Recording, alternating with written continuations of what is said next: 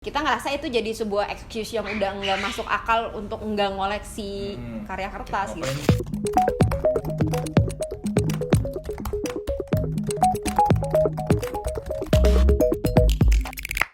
Saya Lina dari Black Hand Gang. Black Hand Gang sebenarnya adalah suatu wadah kita mau mengangkat lagi studio ya secara spesifik. Mengangkat lagi printmaking ke dunia seni rupa Indonesia. Kita masuk ke area studio. Ini studio kita. Di sini ada karya-karya yang diproduksi di Black Hand Gang. Ada buku-buku printmaking juga. Jadi kalau main ke sini boleh lihat-lihat. Terus di sini working space-nya. Jadi memang ini meja studio, meja kerja. Ini namanya rak khusus buat kertas, storing rack. Nah, jadi memang aman buat naruh kertas, bebas rayap segala macam. Ini yang disebut dengan drying rack. Jadi drying rack ini gimana biar bisa ngerengin kertas tapi nggak usah digantung. Jadi kita bisa storing aman, dia bisa muat sampai 100 undakan. Ini sebenarnya meja sablon tapi lagi ada yang kerja. Nah ini namanya etching press. Jadi mesin ini buat pendukung berbagai teknis dan teknik printmaking. Jadi kita pakai meja press ini. Ada plate. Nah ini plat temaga lagi ditiriskan mau dipakai buat nyetak. Ini rak buat nyimpan screen. Lagi banyak kepake raknya. Jadi nggak penuh. Ini yang kita sebut dengan inking station. Jadi biasanya kalau nyampur warna atau misalnya kita lagi mau apply warna, kita pakai meja ini. Sink ini penting buat bersih-bersih segala macem. Dan ada sprayernya, ada lampunya. Biar kalau misalnya lagi bikin screen bisa kelihatan mana yang udah kebuka, mana yang belum. Oh, ini kita punya UV unit. Jadi ini pada dasarnya bisa menggantikan sinar matahari. Jadi ada banyak teknis yang harus pakai matahari, tapi matahari kan sebenarnya nggak bisa diandelin karena kadang-kadang mungkin berawan atau nanti terang, nanti agak redup. Jadi penggantinya pakai mesin UV. Nah, mesin UV ini dilengkapin sama vakum sama lampu UV dalamnya. Jadi di dalamnya memang lampu UV. Paling sering sih kita pakai buat bikin screen buat screen printing. Jadi di bake-nya atau dikasih UV-nya di sini. Karena untuk ngandelin matahari itu nggak bisa konsisten mataharinya. Apalagi kalau sekarang kan musim hujan. Kalau nggak ada matahari kita nggak bisa kerja kalau nggak punya ini. Kita berdiri sebenarnya officially 2020 bulan Juni. Tapi sebelumnya kita udah memulai sebelumnya dari akhir dari 2019. Saya sendiri tim pertama kami itu memang tadinya kami bikin ini bertiga gitu. Jadi inisiatornya atau foundernya namanya David. Nah, David ini bersama satu partner kita lagi berinisiasi bikin Black Hand Gang. Waktu itu belum ada namanya ya. Udah gitu saya gabung pindah Bali karena sebelumnya di Jakarta, pindah ke Bali khusus untuk bikin Black Hand Gang. Jadi sebetulnya karena founder kita dari Inggris. Si David ini dari Inggris. Nah kalau misalnya searching mungkinnya atau di Instagram cari printmaking studio di UK itu ramai banget, banyak banget gitu. Dan karena kalau di Indonesia tuh menurut gue tuh image-nya tuh printmaking tuh tua gitu, kayak tua, crafty, nggak gaul lah gitu, kayak ribet gitu. Tapi kalau kita lihat di luar tuh beda banget gitu, kayak memang mereka udah develop dengan sangat jauh, sehingga yang bikin tuh ya muda, karena sebenarnya sangat dekat sama dunia street art kan, kayak Obi Giant, Banksy itu awal-awalnya kan semua juga berawal dari printmaking gitu. Mereka bikin poster sambil ngebom segala macam. Tapi entah kenapa perkembangannya di Indonesia tuh jadi 180 derajat banget gitu. Jadi image-nya benar-benar kayak karya kertas nggak bisa dijual lah gitu. Ngapain lu beli karya kertas gitu. Sedangkan di sana memang apresiasinya udah beda dan mereka udah appreciate knowledge-nya. Jadi karya kertas juga udah nggak masalah, justru itu gambaran raw dari jiwanya seniman lah gitu. Misalnya kalau di kanvas ya piece yang serius banget, berat gitu, misalnya kayak heavy banget, seniman udah mapan lah gitu. Kalau print kan kesannya kayak ya udah banyaknya anak muda, dan sebenarnya dekat sama kayak gerakan punk gitu segala macam, anti established gitu. Nah, salah satu uniknya karya grafis ini karena kita bilang ada namanya edisi. Jadi kalau misalnya lu, ya pasti limited lah. Kalau misalnya lu ngelukis nih, kalau gue sekali jadi ya udah cuma punya satu. Tapi kalau lu bikin karya cetak, lu bisa bikin beberapa gitu. Ada prinsip komunitas dan sharing di printmaking itu, yang ada bumbu kolektif di dalam printmaking. Kenapa? Kalau kita ngomongin proses aja, Jor lagi nyetak nih, dia nggak mungkin bisa kerja sendiri. Minimal kerja nyetak tuh berdua.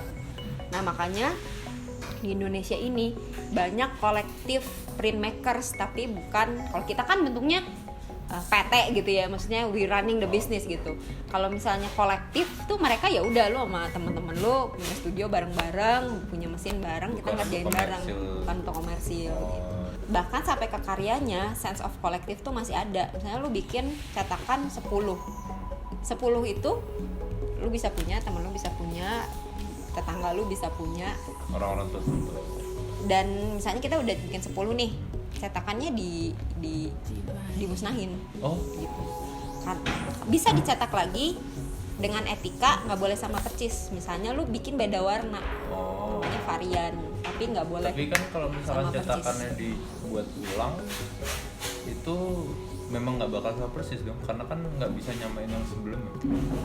Tapi similarity-nya sangat dekat gitu. Oh, maksudnya itu ya. Kalau misalnya, karena kan setiap karya kayak misalnya kamu lihat ada tanda tangannya tuh, misalnya 1/10, berarti itu cetakan pertama dari 10 cetakan doang. Nah, selain edisi ada artist proof, itu kita akan itu lebih dalam lagi lah. Tapi berarti kalian udah cetak 10 ya 10 aja gitu. Kalau kamu cetak lagi berarti lo ngelanggar etika gitu aja sih. Maksudnya nggak ada yang ngarang. Tapi juga, cuman nggak etis aja. Ya. Cinta printmakers ya. Jadi kalau udah 10 ya udah 10 aja. Nggak bakal cetak ulang lagi. Jadi kayak aturan tidak tertulis gitu ya. Bukan tertulis. Enggak sih, kayak etika aja sih. Jadi Black Hand Gang ini kita punya 3 core dari kegiatan kita. Jadi yang pertama adalah kolaborasi. Jadi kita kolaborasi sama seniman untuk bikin karya cetak. Misalnya kamu seniman, kita banyaknya kolaborasi bukan sama printmaker sih. Kita banyak kolaborasi sama malah yang lintas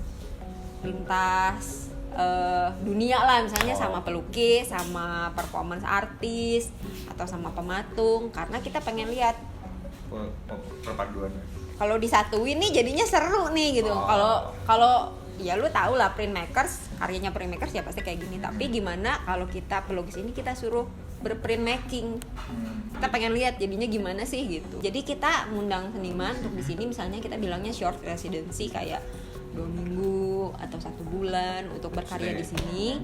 Terus kita kenalin sama teknik-teknik printmaking. Terus kayak anak kecil dikasih kuas loh nih, kadang lo ngegambar dah sok gimana gitu. Nah, jadi dia punya drive sendiri untuk eksplorasi dengan tools baru gitu. Jadi kita bukan reproduksi dengan benang merahnya dia, konsepnya dia, dan karakternya dia, tapi kita kasih media yang baru. Kita lihat nih hasilnya jadi kayak gimana gitu. Yang kedua itu kita commissioning. Jadi commissioning misalnya Alif kan seniman nih misalnya. Gue mau pameran nih, gue butuh karya ini 100 lembar. Ya udah kita cetakin, jadi kayak order aja gitu. Kita cetakin terus ya udah sepenuhnya punya Alif gitu. Jadi kalau boleh tahu nih, mereka sendiri memilih kenapa kok cetak manual ketimbang print? Dibandingin aja sama print digital, hasilnya jauh banget. Gitu. Karena jadi hasilnya memang warnanya tuh, kalau Alif mau coba cek nanti ya kalau udah jadi ini banget, beda banget, deep. Jadi kalau yang hasil dari print tuh deep banget, beda sama digital. Dan setiap cetakannya, karena kan dibikin pakai tangan, jadi ada yang dikit aja beda. ada geser dikit atau ada nuansa dikit yang mungkin catnya kurang rata atau gimana, justru itu tuh jadi unik sendiri daripada yang lain gitu. Kita juga ngerjainnya pakai non toxic, jadi kita jadi ada macam-macam screen print. Ada chemical, cuman nggak berbahaya untuk lingkungan. Oh, tetap yang apa namanya, earth friendly apa? Environmental friendly. Jadi walaupun dia masuk ke tanah, hasil cucinya atau misalnya dia masuk ke sungai gitu, dia nggak akan se-harmless kalau sablon baju tuh ini loh. Chemical banget sih kan. Tapi kalau ini kita nggak pakai sama kayak sablon baju. Tapi pakai cat lukis. Iya, tapi catnya itu yang materialnya yang beda. Jadi dia memang si kertas ini dibikin dari pohon yang memang boleh ditebang, bukan yang dari liar gitu segala macam. Okay. Memang Yang ketiga workshop. Jadi menurut kita salah satu pintu dari orang bisa mengenal print adalah membuka pintu rumah kita untuk orang awam. Jadi bukan cuman eksklusif buat seniman, buat printmakers atau buat yang tahu-tahu aja, tapi orang awam kalau mau belajar, mau tahu sedikit itu bisa gitu. Karena saking masih awamnya nih, orang tuh bener-bener gini, kalau misalnya lu mau koleksi sesuatu tapi lu nggak ngerti, lu nggak bisa apresiasi dong. Lu brand aja, pakai baju brand, apaan cuman garis doang. Tapi itu kalau lu tahu brandnya, gila nih, ini foundernya gila banget, terus ceritanya gini kan apresiasi lu jadi lebih tinggi kan. Terus lu ngerti nih, gila ini bahannya tuh gini gitu. Kalau kita nggak paham, kalau lu nggak paham itunya, lu nggak akan apresiasi gitu. Jadi gimana caranya supaya orang awam tuh punya knowledge tentang prints, ya kita harus buka pintu buat workshop gitu. Teknik cetak yang dikerjakan di sini, teknik cetak apa saja kalau boleh tahu? Semua teknik cetak dasar, kayak cetak saring, cetak tinggi, itu cetak saring, cetak sablon. Terus cetak tinggi, cetak dalam, dan cetak datar. Tapi itu turunannya banyak lagi. Bercabang, kayak misalnya mau ngomongin teknik cetak tinggi kan. Oke, kita langsung ya ke ini guys. Teknik cetak tinggi. Jadi teknik cetak tinggi ini pada dasarnya adalah kenapa disebut teknik cetak tinggi, karena tinta yang diambil adalah surface yang ada di atas. Misalnya kamu bikin cukil kayu kan, bagian yang dicukil itu bagian yang negatif. Dalam. Bener nggak? Ya. Yang dicukil nggak akan keluar tinta. Yang diambil yang ada di atas, itu namanya cetak tinggi. Kalau cetak di dalam, yang dibolongin atau dibikin negatif, itu yang akan keluar tintanya. Tapi kita ngomongin yang lain. Nah, kalau teknik cetak tinggi sendiri, dia sebenarnya mediumnya bisa macam-macam. Kalau zaman dulu itu, terutama di Jepang, udah pasti cukil kayu. Mereka udah punya tradisi mokuhanga dari ratusan tahun yang lalu lah gitu, dan udah super fine banget gitu. Dan udah kalau kamu ngelihat proses pengerjaannya udah kayak ritual lah gitu. Karena kan mereka minum teh aja kayak orang berritual ya, apalagi bikin karya sendiri gitu. Terus kalau Jepang tadi pakai kayu, cetak kayu, cukil kayu, mokuhanga namanya. Tapi kalau sistemnya sebenarnya ya ngomongnya kita cetak tinggi. Cetak tinggi. Tapi dia pakai bahan dasar. Bahannya cetak kayu. Ada lagi yang lain. Kalau di luar negeri atau di Europe, mereka pakai linoleum. Itu apa? Linoleum itu dia bahan sebenarnya dipakai buat flooring, buat lantai. Kan di luar negeri dingin tuh. Nah, kalau di kita kan zaman sekarang dikasih vinil. Nah, mereka tuh dikasih, zaman dulu belum ada vinil, pakai linoleum. Linoleum itu berupa apa nih? Linoleum tuh kalau lo lihat bentuknya kayak liquid atau barang, maksudnya? Dijualnya udah lembaran sih. Hard stuff berarti. Dia kayak ada bukan rubber, tapi jadi lebih kayak natural, bahan natural. Coba ntar di Google ya, warnanya coklat gitu deh. Tapi di dalamnya ada kainnya. Nah, tapi di Indonesia tuh susah cari linoleum, hampir nggak ada. Substitutnya ada lagi lino rubber. Jadi zaman sekarang orang pakainya rubber kayak penghapus. Yang kayak dipakai dicap itu. Nah, itu namanya rubber block. Bukan rubber. Kayaknya ada. Oh, ini nih.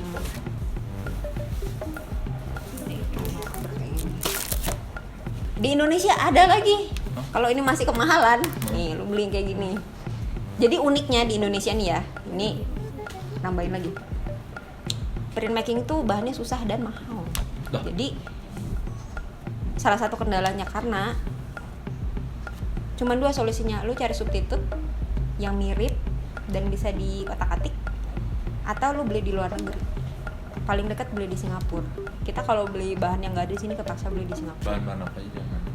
Banyaknya kayak tinta khusus, plat ada plat aluminium kita harus cari dari Thailand gitu-gitu. Nah kalau mahasiswa di Indonesia nih bikin karya, karena linoblok kan kalau gede mahal nih, segini aja udah berapa puluh ribu gitu. Substitutnya pakai apa coba? Pakai sol sepatu Tiber. Sol sepatu. Ini namanya karet Tiber, vinyl Tiber. Lebih keras, cuman bisa dipakai. Gitu. Itu bisa dicukil. Ya, gue sebenarnya salut sih sama printmakers Indonesia karena kreatif banget. Karena harus Dari dipikir-pikir, bahan baku, iya karena oke, lu butuh ini, tapi nggak ada. Penggantinya cari apa gitu. Dan menurut gue itu salah satunya kenapa nggak berkembang susah cari bahannya coy. Ya. Ini kalau susah kan orang gila sehari-hari susah. Nggak ada supplier khusus. Nah ada cuman biayanya masih mahal. Masih tinggi karena dia harus ekspor itu tadi. Dan juga sebenarnya bisa diproduksi di Indonesia. Tapi kalau nggak ada yang beli, nggak ada yang pakai, ngapain kan orang yang mau produksi juga orang mikir yang kali. Produksi pun milih dengan bahan alternatif itu tadi. Iya, jadi kayak Apa namanya bahannya tadi? Tiber, karet Itu Tiber, biasa dipakai untuk sol sepatu. Kalau di Indonesia orang ganti si lino ini. Ya, si lino ini udah banyak sih tapi di Indonesia. Banyak. Cuman kalau lu on budget banget bisa pakai itu. Justru lebih murah ini. Lebih murah, cuman keras aja.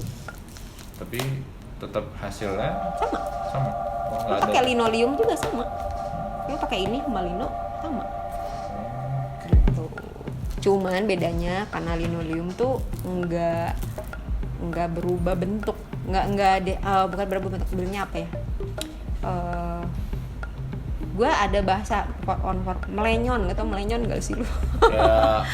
Ya mungkin lebar atau gimana itu. Apa? Berubah bentuk lah dikit gitu. Dari asli yang pertama. Dari asli karena kan bayangin ini udah dicukil terus dipres kan pakai mesin giling etching nih. Kan itu berat.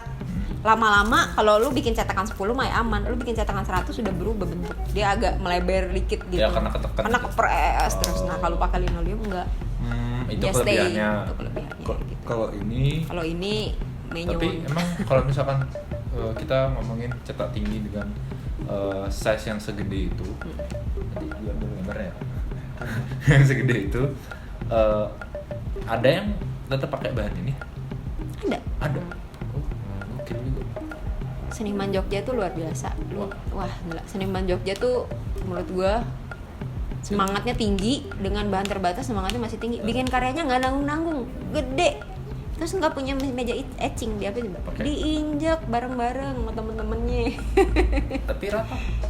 Kagak sih, cuman ya jadi maksud gua nggak akan sesempurna pakai ini, tapi gue mah udah malas dah kayak gitu. Hebat banget gitu, kayak gue salut sih sama anak-anak Jogja tuh.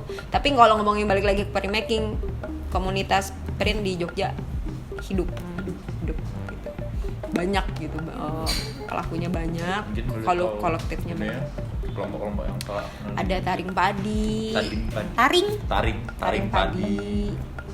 Terus ada crack, studio crack, kalau tau crack. Bukan crack kece ya, pakai K depannya. Tapi jalan gitu. Jakarta juga ada Grafis Surohara, rame juga tuh anak Grafis Surohara. Tadi kayak aku dengar lino itu ada 2 lino apa tadi ya? Lino board. Ada ini namanya lino aja sih kalau lo nyari di Tokopedia gitu ya. Lino. Kalau yang rubber block yang dia kayak penghapus tadi gede. Tapi ini dua-duanya tekniknya jadi teknik cetak tinggi. Nah, yang membedakan dari ini semua itu apa? Apakah kalau pakai ini untuk yang cetak besar atau untuk yang kalau ini untuk yang cat kecil aja atau bagaimana? Beda penggunaan kan ini kakak di sini punya banyak nih bahannya. Iya.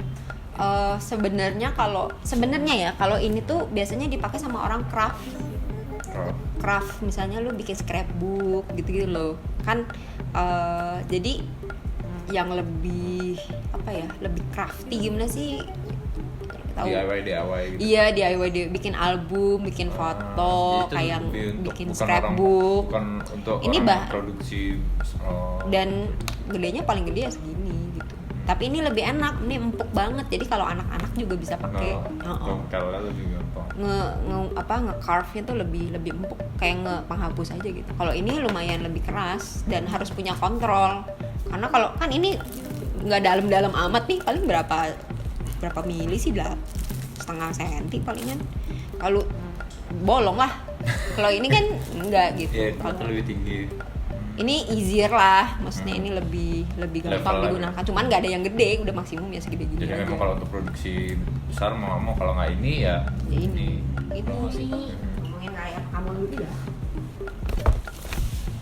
Jadi ini sebenarnya udah sold out. Jadi ada seniman Jepang di Ubud, dulu namanya Takamon Komatsu. Dia itu bikin cukil kayu dari inspirasinya pohon banyantri. Jadi dia suka banget sama pohon beringin di Bali. Ini tuh jangan. Ini kayak thickboard gitu, tapi dia bawa dari Jepang. Di sini nggak ada yang sampok ini. Terus nge-carve-nya tuh kayaknya 6 bulanan gitu. Jadi ini semua di bagian detailnya itu berarti kan yang putih itu dia yang dicukil. Berarti sedetail ini dia cukil manual. Iya, cukil manual. Prosesnya ya dia kesini udah jadi juga bloknya. Oh, dia tinggal proses. Iya, dia nggak di sini 6 bulan nyukil, dia di rumahnya 6 bulan nyukil udah jadi baru dicetak di sini. Nah, biasanya tuh dulu dia tuh katanya 6 bulan sekali tuh pulang ke Jepang untuk nyetak khusus karena dia punya mesin cetak di sana. Cuman pada saat pandemi kan dia nggak bisa bolak-balik ke Jepang tuh karena ditutup. Nah, dia nyetak di sini. Cetakan di sini gitu. Segede. Nah, ini kertasnya juga dia kayaknya ini kertas dia nih. Jadi punya kertas khusus lah bawa dari Jepang. Ini kalau kita pegang kayak timbul banget. Karena ini presannya kuat banget. Mesti pakai mesin pres itu. Kalau pakai pres pakai tangan mah nggak mungkin. Yang hitam ini kan kena tinta. Dan dia dipres ke dalam, berarti ini digulung. Iya, jadi kayak agak rada ngembos. Enggak, yang hitamnya kan di atas, yang rada jaglong pasti yang putih. Kan bawahnya bolong. Oh enggak, maksudnya kan dicetak tuh kan ditekan. Berarti kan yang tinggi dari cetakannya itu tadi yang tekan ke kertas. Justru enggak lah, kan dia karena diperas banget tuh. Jadi nggak ada ini dong, yang agak jaglong pasti yang putih ke dalam gitu maksudnya kan. Putih. Iya benar. Putihnya rada masuk. Itunya, bukan putih yang ini. Iya, putihnya rada masuk. Putih yang di itu masuk ke dalam cetakan dikit. Yang berarti kan dengan tekanan tinggi itu tadi yang nongol di cetakan. Iya, yang hitam. Yang hitam ini kan, berarti ini jadi dalam karena ditekan itu tadi. Enggak dong. Kan dia stay, dia mau kemana lagi, kertasnya kejepit, atas bawah kejepit dong. Pasti yang agak ketekan itu yang bawah. Karena yang bawah punya ruang untuk nyambles gitu loh. Jadi gini. Jadi tapi ini kayak gini memang tujuannya seperti ini, dia bertekstur apa sebenarnya kalau cuma hitam? ini hasil alami dari ini aja. Nggak ada maksud tujuannya biar jadi begini sih. Biar jadi timbul, biar bisa dirasain ada feel-nya, teksturnya tuh nggak. Cuman kalau lu remakers dan lu tahu pas lu megang, wah berarti ini bikinnya pakai mesin etching, bukan diinjek-injek. Ya karena gitu. Tekanannya rata. Karena yang pertama rata, terus kuat banget sampai dia rada nge-emboss. Udah gitu ya rata itu, ratanya sih. Karena kalau lu misalnya lu manual gitu ya, nggak pakai mesin, pasti ada yang bagian yang lebih hitam, ada yang kurang hitam gitu. Kalau nggak ada garis gitu. Karena pada saat lu ngepres juga itu harus konstan. Gak boleh berhenti di tengah-tengah. Kalau berhenti di tengah dia ada garisnya gitu kelihatan. Bukan garis gitu banget, jadi kelihatan kalau diginiin tuh ada yang glossy, ada yang enggak gitu loh. Jadi memang harus konstan harus rata gitu. Terus ini buat di sini. Iya, bikin di sini. Termasuk cetakannya. Iya, cetakannya di sini. Cetakannya pakai bahan yang Pakai timber yang gede itu, timber yang coklat. yang sol sepatu itu tadi. Oh, kalau di Tapi dia salut sih gue, dia perempuan, tapi dia biasanya di rumahnya tuh bikin cukil kayu, gede banget. kayak kayu Iya, cukil kayu. lebih keras dong, lebih susah. Ini setengah meja ini, nyukil MDF, Hah? thick block MDF. MDF bro kamu. Terus udah gitu Tapi MDF tuh dicetaknya kan pakai dia kaki. lebih soft ketimbang kayu solid. Tergantung karya apa sih. Cuman kalau MDF Indonesia itu karena nggak high quality, Oh. dia kadang-kadang ada yang keropos, ada yang Hancur. keras, Oh. Kurang padat gitu. kurang rata. Berarti pakai MDF sendiri pun bisa jadi teknik cetak. Bisa. Tapi sebenarnya kalau kita ngomong teknik cetak gitu, bahan-bahannya kan berarti nggak ada aturan khusus kan. Selama dia prosesnya bisa dicukur itu tadi. Nggak ada sih. Oke, cuma secara umum sebenarnya digunakan itu tadi. Bahkan kalau sampai gue dulu ngajar anak-anak juga, jadi anak-anak yang kecil banget kan lu nggak mungkin lah kasih dia pisau gitu kan buat nyukil. Jadi mereka dikasih pensil buat ngeamblesin apa coba, styrofoam tapi buat yang makanan ya, bukan yang styrofoam yang berudul gitu. Yang tempat makanan kan dia kalau diginiin pensil kan udah jadi dalam tuh, terus dicetak jadi Jadi gambar. Itu cetak tinggi juga. Kayak sama sistemnya adalah yang mencetak adalah Bagian yang di atas, tinggi. yang tinggi, yang negatifnya itu yang tenggelam. yang tenggelam di bawah. Jadi kalau ngomongin bahan bisa apa aja. Berarti yang tadi itu kan Eksperimental yang aja. tinggi dicetakkan akan jadi yang hitam ini. Dan Yang ada ditekan. tinta. Dan ketekan kan jadinya yang hitam ini tenggelam. Kagak. Ini. Coba kan. Nih. Oh iya ya. Akhirnya. Oh iya kan begini. Iya makanya. Oh iya benar-benar ya udah, lu bener. Jadi bener ya kan kertasnya di atas. Jadi kan cetak bener. gitu bener kan. Berarti saking tekanannya tinggi itu tadi si kertas. Ininya jadi nonjol. Berarti kalau papernya sendiri, kalau untuk cetak pakai yang itu tadi, apakah ada kertas khususnya? Ya, kita pakai kertasnya acid free. Acid free itu tanpa acid dan berarti repot nih sini. Jadi ada kertas yang museum grade. Museum grade itu dia sesuai standar yang nggak akan menguning. Jadi dia nggak pakai, ini 100% cotton, nggak ada pulp kayunya. Dari tintanya? Ya. Dari kertasnya? Dari kertasnya kalau yang dipakai Desi. Ini kertas tebel namanya gitu. Fabriano, nyarinya harus di Itali. Ini berapa gram lah ya? 285. Bisa. Tadi kan sebetulnya kebutuhan si relief print kan udah hadir sehari-hari gitu kan sebenarnya. Kayak dicetak kain dan inkpad, stempel segala macam kan udah kebutuhannya kan sebenarnya udah banal banget gitu, udah sehari-hari kan sebenarnya. Nah, kenapa kesannya ketika masuk ke ranah seni kok jadinya ribet banget ya, ada terminologi ini, terminologi itu, ya karena kebutuhannya gitu, karena diperuntukkan untuk ini mah emang jadi untuk berkesenian, bukan keseharian. Makanya kenapa tadi nggak bisa pakai inkpad apa nggak bisa, tapi butuhnya teh untuk apa? Ya kan ya udah ngecap stempel sekolah apa perlu roll kan gitu lagi pertanyaannya kan. Berarti kembali ke hasil akhir. Iya ke kebutuhannya gitu kan. Butuh pakai roll enggak? Ya udah jangan, berarti pakai inkpad kan cukup. Berarti kudunya tugas kemarin kita pakai roll yang biar rata. Kan nggak rata kemarin kan yang gitu. Itu kenapa tugasnya jelek Yang gitu. Berarti cuma kembali ke kebutuhan sama ngelihat aja ini hasil akhirnya mau dikemanain sih. Bisa pakai roll. Soalnya kan kalau bukan ditinjau, dilihat lebih jauh, bahkan ada yang nyetak ikan gitu loh di Jepang. Ikan lu Jadi- mancing terus lu mau flexing, mau pamer, dicetak ikan. Iya, jadi budaya mencatat dan mencetak orang Jepang kan udah cukup tinggi ya. Jadi mereka tuh pengen bikin logbook soal ikannya gitu. Tapi ketika mereka mancing di laut dan dicetak waktu di darat ikannya udah nggak seger. Jadi mereka ngakalinnya adalah dengan ikannya dicetak. Jadi waktu ditangkap dibanjur tinta gitu kayak gitu. Sistem. Ya. Kayak pernah lihat. Terus kan pertanyaan jadi balik lagi kayak lah ini ikannya nggak menggambarkan ikan aktual dong. Ya emang enggak, tapi kan butuhnya untuk dicatat dan ada esensinya sendiri. Oh, oke. Makanya. Kalau dari dunia, kita ngomongin di dunia seni ya ya gitu. itu.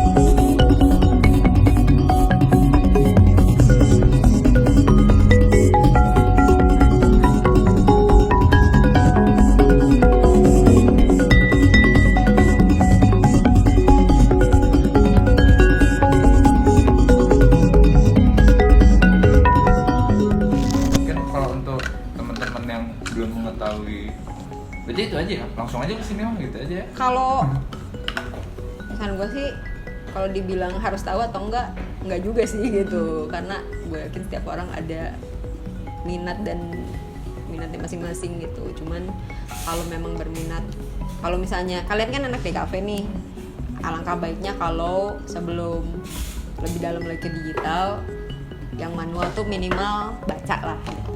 Walaupun nggak lihat, ya nonton video kan gratis kan sekarang di YouTube gitu. Jadi siapa tahu itu bisa jadi inspirasi biar lu tuh beda sama yang lain gitu. Karena saat ini nggak banyak yang pakai ini. Karena anak DKV kan banyak ya sebenarnya kalau gue mau ngomongin DKV gitu. Lo kampus di Bali, kampus DKV ada berapa biji juga? Isi.